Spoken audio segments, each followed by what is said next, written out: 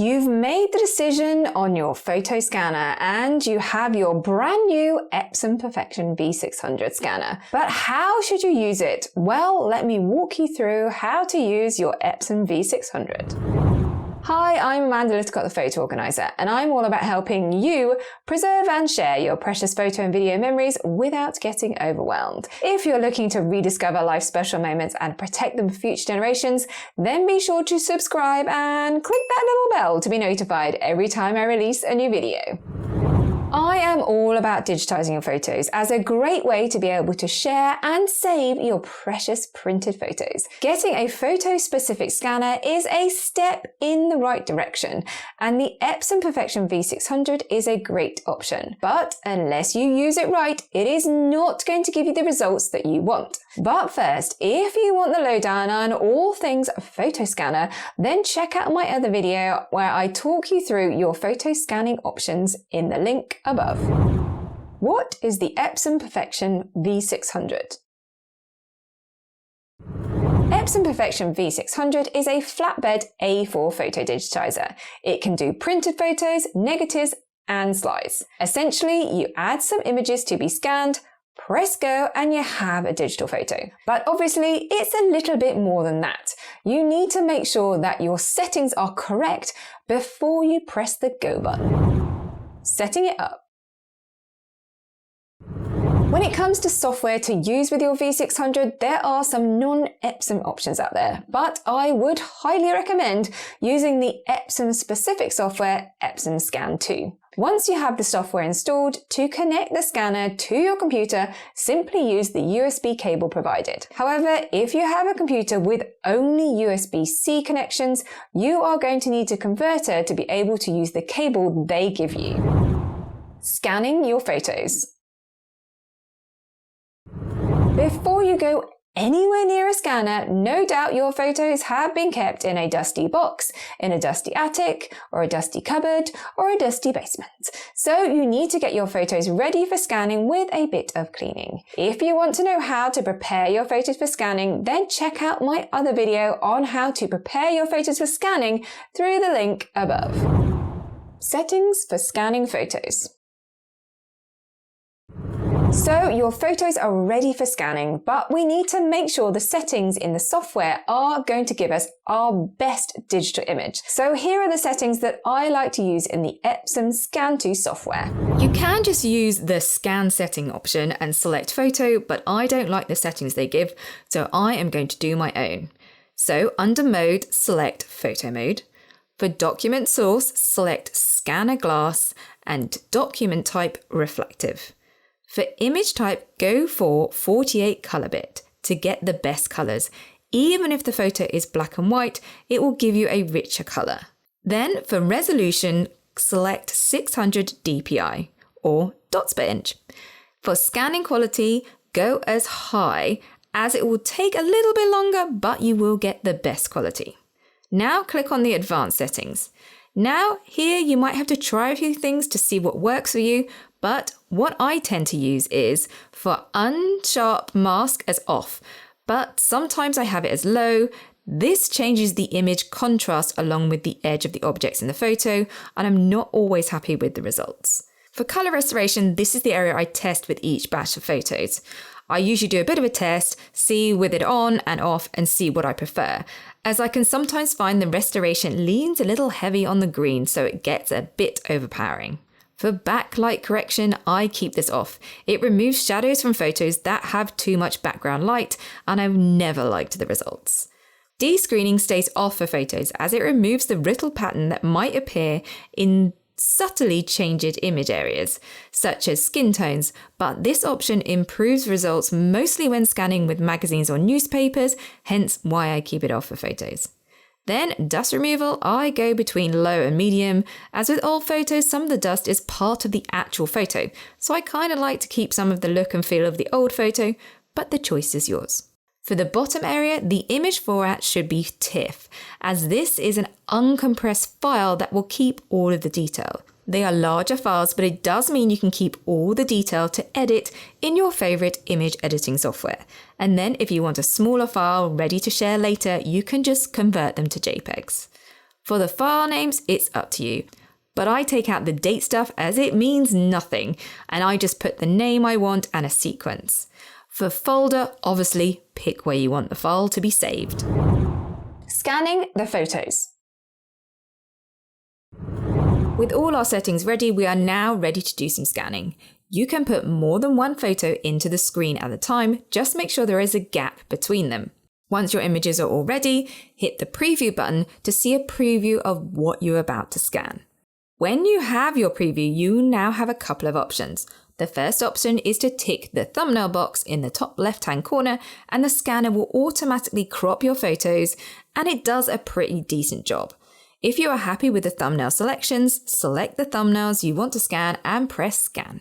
However, if you want total control, you can untick that thumbnail option and select the areas yourself. To select the areas to scan, just move into the preview window and then drag the cross to select the first area, then select the second area, and then once you've selected all the areas, click on the little stack with a number and it will select all of the images, and then you just press scan and your multiple images will be scanned.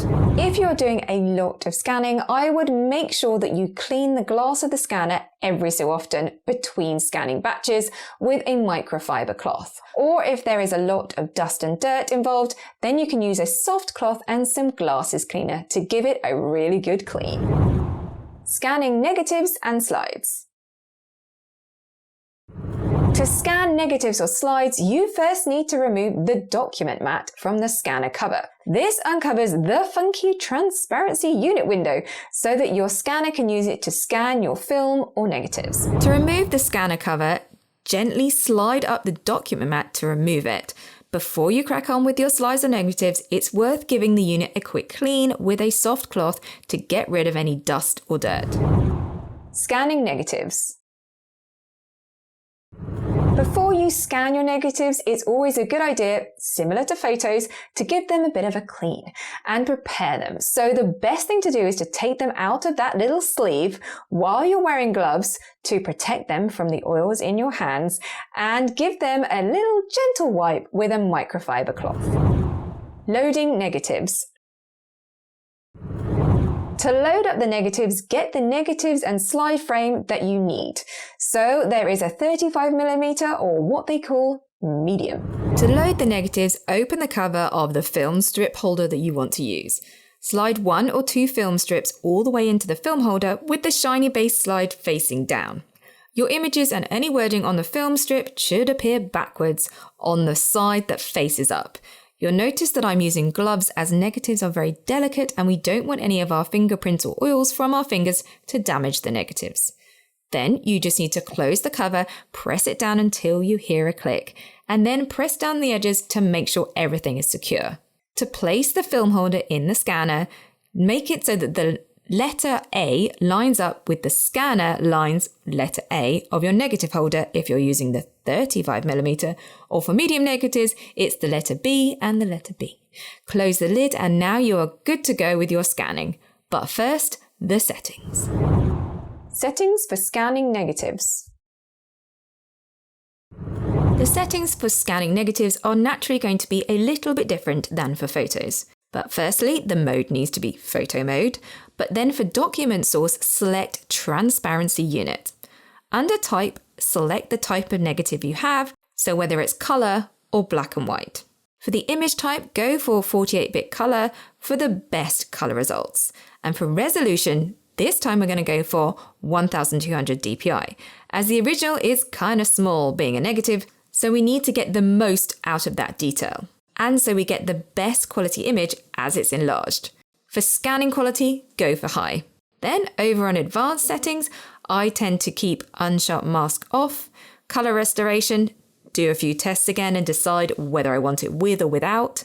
For backlight correction, I always keep this off. As I said, I'm never really happy with the results. Then for dust removal, I keep it between low and medium, depending on what looks good. And for grain reduction, I do the same as color restoration. Do a bit of a test and decide if I want it on or off.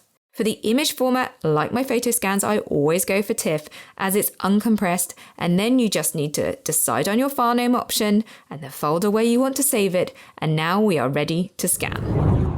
Scanning negatives. As with photos, I like to do a preview beforehand, so hit the preview button and the scanner will start. But for this, we definitely need the thumbnail option, as it will crop my images. You can try a scan without the thumbnail option, and you can see exactly what I mean. But for me, I'm going to keep that thumbnail option on, and then just press scan when you're ready, and your negatives will be scanned. Scanning slides. Just like photos and negatives, before you start scanning any of your slides, I would 100% recommend some cleaning. And you have a few options depending on just how dirty they are. To start, you can blow away the dust with compressed air, which is the easiest way to clean your slides. All you need is a can of compressed air. Simply remove the slides from their container and blow each slide with compressed air. But make sure you keep a good distance so you don't damage your slides. You can also gently wipe each slide with a microfiber cloth to gently remove any dust, and then use the compressed air to get rid of any cloth particles that may have been left behind. Another gentle option is to use a soft, brittle brush to get into the corners of the slides to clean them up. Should all these fail, there are alcohol-based film cleaners if you have a really dirty slide, but make sure you test one beforehand to make sure it's not going to damage them. And most definitely don't just use soap and water, as this will damage your slides. Loading slides. For slides, you can scan up to 4 35mm slides at a time in the slide portion of the film holder. So if you have a lot, you are going to need some patience again. To load slides, first place the holder into the document scanner so that the C's are aligned on the scanner and the holder. Then you can put 4 slides into the holder with the shiny side faced down. Your images should appear backwards on the side that faces up, going vertically down the holder. Close the lid and you are ready to scan, but not before you sort out the settings. Settings for scanning slides. The settings for scanning slides are not unsurprisingly very similar to the settings used for negatives, but obviously with one major difference. For mode, keep it as photo mode, and document source is still the transparency unit. But for type, this is the difference. Select Color Positive Film. For image type, go for 48-bit color and resolution of 1200 dpi as we did before, and scaling quality, keep as high. On the Advanced tab, it's pretty much the same stuff, so keep unsharp mask as off. The color restoration, decide whether you want to keep it on or not. For backlight correction, keep it off. For dust removal, go between low and medium, and for grain reduction, decide whether you want it on or off with a bit of testing. For saving, keep it as a TIFF, decide on your file name, your folder, and you are good to go. Scanning slides. So now we are ready to click the preview button to see a preview of what we're about to scan. But like negatives, we want to use the thumbnail option so it automatically detects each of our slides. If I'm happy, then press that scan button and my slides will now be beautifully digitized. Maintaining the scanner. To keep your scanner happy, it is always good to clean the scanning surface and the transparency unit surface regularly, especially before you put it away. Depending on how dirty your photos, negatives, or slides have been, wiping it with a microfiber cloth might be enough. But you can use a soft cloth and some glasses cleaner to give it a really good clean. Epson Perfection V600, the lowdown. The Epson Perfection V600 is a great option for scanning all of your photo formats, from printed to slides to negatives. It will do a good job without much learning required. So it's a really versatile photo scanner. However, as it's a flatbed scanner, it will take some time to do a large job with all that lifting of the lid and putting in your next batch. Also, unlike the Epson Fast Photo Scanner, it doesn't automatically change the date of the scan to the date in the name. So if you want it to match, you will have to change the dates of your files afterwards. So if you only have good quality, clean, flat printed photos, I would recommend checking out the Epson Fast Photo 600 to scan all of your photos. So there you have it, how to digitize your photos with the Epson Perfection V600 photo scanner. I would love to hear about what you use to digitize your photos, so leave them in the comments below. Are you struggling to actually start organizing your photos and videos and just don't know where to start? I have put together a simple, straightforward, quick start guide to organizing your photos and videos that can be accessed through the links below. So click through and I will see you there. If you enjoyed this video, then why not go for a like and a share? And don't forget to subscribe. Have fun rediscovering your memories. I'll see you in my next video.